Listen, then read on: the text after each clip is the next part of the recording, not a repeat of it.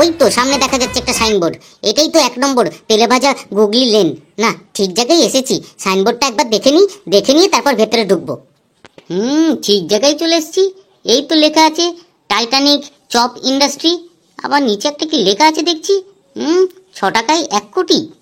বাবা, এটা আবার কি? যাই, আগে ভেতরে যাই, তারপর জিজ্ঞাসা করে দেখবো 6 টাকায় 1 কোটি সেটা আবার কি জিনিস। ভেতরে কেউ আছেন? ভেতরে আসবো?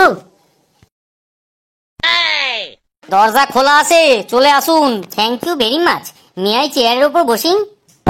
বসুন, চেয়ারের উপর বসুন। আর এরকম ইংরেজি বলতে হবে না, আমার সাথে বাংলায় কথা বললেও চলবে। আমার এক দাদা বলেছে যে চাকরির যা অবস্থা, তাতে একটু বিশুদ্ধ ইংরেজি না জানলে চলবে না। তাই পরীক্ষাকে ডিপ্রেশন নিতে গেলে একটু বিশুদ্ধ ইংরেজি বলতেই হবে। ওটা ডিপ্রেশন হবে না, ওটা ইমপ্রেশন হবে। এবার বলুন। আপনাকে কি আর বলবো, আপনি ওই 1 কাপ কফি দিন, তার সাথে গোটা কত ওই পকোড়া দিন, একটু পরে ওই চিলি চিকেন ফ্রাইড রাইস, আর না হলে ওই চিকেন চাপ, তার সাথে বিরিয়ানি দিলেও হবে। আপনি কি এখানে খেতে এসেছেন না ইন্টারভিউ দিতে এসেছেন? কি জন্য এসেছেন আপনি? আগে ইন্টারভিউ। এবার বলুন তো, এত কোম্পানি থাকতে আমাদের কোম্পানিতে আপনি কেন ইন্টারভিউ দিতে এসেছেন?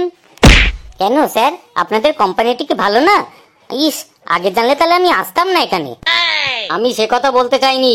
আমি বলতে চেয়েছি আপনি এত কোম্পানি থাকতে আমাদের কোম্পানিতেই কেন আসছেন ইন্টারভিউ দিতে? ও তাই বলুন। আসলে আমার এখানে আসার একটাই কারণ, ছোটবেলা থেকে আমার ইচ্ছা ছিল বড় একটা কোম্পানিতে কাজ করার। যখন দেখলাম এত বড় বড় কোম্পানিগুলোতে ইন্টারভিউ দিয়ে কোনো কাজ হলো না, কেউ আমাকে নিল না, তখনই আপনার কোম্পানিতে চলে এলাম। আপনার কি মনে হয় এটা কি কোনো একটা ছোটখাটো কোম্পানি? আগে স্যার আমি কিছুই বুঝতে পারিনি। লাইনে যখন দাঁড়িয়েছিলাম তখন ওই যারা দাঁড়িয়েছিল তাদের সাথে আলোচনা করলাম। তাদের সাথে আলোচনা করে কেউ কিছু বলতেই পারলো না। আবার যখন আপনাকে দেখলাম আপনি স্কুটার নিয়ে ঢুকছেন, তখন আমি বুঝে গেলাম এটা সেরকম কোনো একটা বড়সড় কোম্পানি নয়। আচ্ছা বলুন তো, আপনার কত বছরের এক্সপিরিয়েন্স আছে? ওই আপনার কত হবে, ওই 5 বছর মতো হবে। বাবা বাবা, খুবই ভালো। 5 বছরের কাজের এক্সপিরিয়েন্স, এরকমই তো লোক খুঁজছিলাম আমি। আগে তা নয়, আসলে 5 বছর ধরে আমি চাকরি পাইনি তো, তাই ইন্টারভিউ এখনো দিয়ে যাচ্ছি, তাই এক্সপিরিয়েন্স অন গোয়িং স্যার। আর যদি কাজের এক্সপিরিয়েন্সের কথা বলেন তাহলে ওই 2-3 বছরের লিখে নিন, যদি ভালো না লাগলে তবে পরে বাড়িয়ে নেবেন। দেখুন, আমি কিন্তু একদম ফাজলামো পছন্দ করি না। আমিও না। চপ সম্পর্কে আপনার কোনো আইডিয়া আছে? আছে তো। আচ্ছা বলুন তো, একটা সাধারণ চপের ব্যাসার্ধ কত? কত আর হবে, ওই 1.5 ইঞ্চি মতো হবে। বাবা, খুব সুন্দর উত্তর, খুব সুন্দর উত্তর। কি করে বললে এটা? আগেকার দিনের পাড়াগাঁয়ে যে চপ বিক্রি হতো 6 ইঞ্চি 7 ইঞ্চি, তাও কত কম দামে পাওয়া যেত। আর এখনকার জিনিসপত্রের যা দাম বেড়েছে, চপের সাইজও ছোট হয়ে গেছে, আর ওই 3 ইঞ্চি মতো সাইজ হয়ে গেছে চপের। আর তার হাফই করে দিলাম, দিয়ে আপনার 1.5 ইঞ্চি দাঁড়ালো। পেয়েছি, একে দিয়ে মনে হয় কাজ হবে। আচ্ছা বলুন তো, চপে যে আলুটা দেওয়া হয় সে আলু কোথা থেকে আনা হয়? স্যার, চপে যে আলুগুলো দেওয়া হয় সে আলু নিয়ে এখনো গবেষণা চলছে, তবে কিছুদিনের মধ্যেই গবেষণার ফলাফল হয়তো চলে আসবে আমাদের কাছে। তবে আমার মনে হয় অন্য কিছু একটা হতে পারে, যেমন বাজার যখন শেষ হয়ে যায়, ওই শেষ অবস্থায় 1টা-1.5টার সময় যখন সব মানুষ চলে যায়, যে পচা আলুগুলো থাকে সেই দিয়ে মনে হয় চপ তৈরি করা হয়। কে বললো আপনাকে চপে পচা আলু দেওয়া হয়? বলছিলাম কি স্যার, আপনি কচুপোড়া বাজারে কি বাজার করতে চান? হ্যাঁ যাই তো। কেন, কি হয়েছে? আসলে আমিও ওখানে বাজার করতে যাই। আগে রবিবার গিয়েছিলাম, সেখানে আপনার মতো একজনকে দেখলাম 1 লরি পচা আলু নিয়ে গেলেন। ওই 1টা-1.5টা হবে তখন। শুনুন, এত বড় বিজনেস সামলাতে সামলাতে আমার সময় চলে যায় অর্ধেক, তারপর বাজারের কথা বলছেন। ওই শখ হলে মাঝে মধ্যে যাই, এই আর কি। এই বেটাকে কাজে না নিলে মনে আমার বিজনেসের ঝাপ বন্ধ করে দেবে। একে কাজে নিয়ে নিতে হবে। বলছিলাম কি ঘেটু বাবু, আপনার সাথে কথা বলে আমার বেশ ভালোই লেগেছে। তা আপনার চাকরিটা আমি ভাবছিলাম আজকেই পাকাপাকি করে দেবো। শুধু আরেকটা ওই বুদ্ধির কোশ্চেনের উত্তর দিলেই হবে। আচ্ছা ঠিক আছে, করেই ফেলুন। আচ্ছা ঘেটু বাবু, আপনি বলতে পারবেন এই অফিসে আসার সময় কটা সিঁড়ি ভেঙে আপনি এসেছেন এখানে?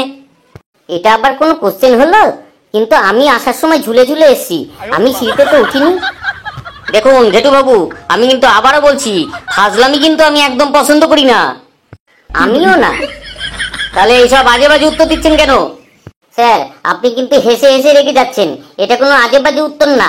আমার বন্ধু ওখানে দড়ি ফেলে দিয়েছিল, সেই দড়ি ধরে আমি ঝুলে ঝুলে এসেছি। একই রকম কোশ্চেন করলে তো একই রকম উত্তর দিতে ইচ্ছা করে না। আজ পর্যন্ত 300 খানা আমি ইন্টারভিউ দিয়েছি, তার মধ্যে একই কোশ্চেন, তাই আজকে একটু অন্যরকম উত্তর দিলাম আর কি। এতেও দেখছি মহা এচড়ে পাকা ছেলে, কিন্তু ইন্টেলিজেন্টও আছে। যাই হোক, আমাকে অন্যভাবে ভেবে দেখতে হবে, একে দিয়ে মনে হচ্ছে কাজ হবে। আচ্ছা বলুন তো, আপনার স্যালারি এক্সপেকটেশন কত? স্যার একটা কথা বলবো? হ্যাঁ বলুন। আমি আসার সময় ওই বাইরে দেখলাম সাইনবোর্ডের ঠিক নিচে 6 টাকায় 1 কোটি। ব্যাপারটা ঠিক বুঝলাম না, ওটা কেন লিখেছেন একটু বলবেন? আপনার বিচক্ষণতা দেখে আমি ভীষণ খুশি হয়েছি। আজ পর্যন্ত কেউ আমাকে এই নিয়ে কোশ্চেন করেনি, আজকে এই কোশ্চেনটা শুনে আমার ভীষণ ভালো লাগলো। শুনুন তাহলে, আজকে এই যে অফিসটা দেখছেন, এই অফিসটা একসময় চপের দোকান ছিল। আমরা বংশ পরম্পরায় এই চপের কাজ করে আসছি, বুঝলেন? এখনো আমাদের গায়ে চপের গন্ধ পাবেন। আমার দাদু শ্রী শ্রী চপ গোবিন্দ চপাদার, তিনি একজন মহান চপ শিল্পী ছিলেন। মাত্র 6 টাকা দিয়ে এই বিজনেস শুরু করেছিলেন। তারপর যখন দাদু মারা গেলেন, তারপর আমার বাবা চ্যাংদা চপাদার, তিনিও একজন মহান চপ শিল্পী ছিলেন। তিনি এমন ভাবে চপগুলো ভাজতেন, দেখতে পুরো চপের মতোই হতো। তারপর বাবা যখন চলে গেলেন, এই বিজনেসে আমি এলাম। আপনি দেখলেই বুঝতে পারবেন আমাদের শিরায় শিরায় এখনো চপের বেসন বইছে। যাই হোক, ঠাকুরের কৃপায় এখন আমাদের এই বিজনেস কোটিতে পৌঁছে গিয়েছে। শ্রী শ্রী চপ গোবিন্দ চপাদার, আমার দাদু 6 টাকায় বিজনেস শুরু করেছিলেন, সেই হিসাবে ওই 6 টাকায় 1 কোটি, এই ব্যাপারটা ওখানে লিখে রেখেছি। এবার বুঝতে পারলেন? এ কি, আপনি উঠে পড়লেন কেন? আমি এখানে কাজ করব না স্যার। হ্যাঁ, কিন্তু কেন? ওই যে স্যার আপনার 6 টাকায় 1 কোটি, আমি ভাবছি এবার আমি নিজেই বিজনেস শুরু করব। সেই জন্যই আপনার এই চাকরি আপনার কাছে রাখুন, আমি চললাম। এই এই কে কোথায় আছিস? ওকে ধর, ওকে ধর। ভেতরে সব জিনিস জেনে শুনে ও চলে যাচ্ছে, আমার বিজনেস সব শেষ করে দেবে। ওকে ধর, ওকে ধর। বন্ধুরা, ভিডিওটি যদি আপনাদের ভালো লেগে থাকে তবে আমাদের সাথে থাকবেন, আর আমাদের ভিডিওগুলো দেখবেন আর হাসবেন। আর যত হাসবেন তত সুস্থ থাকবেন।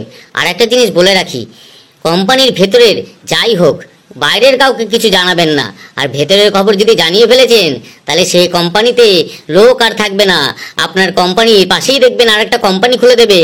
ঠিক আছে, কথাটা মনে রাখবেন কিন্তু।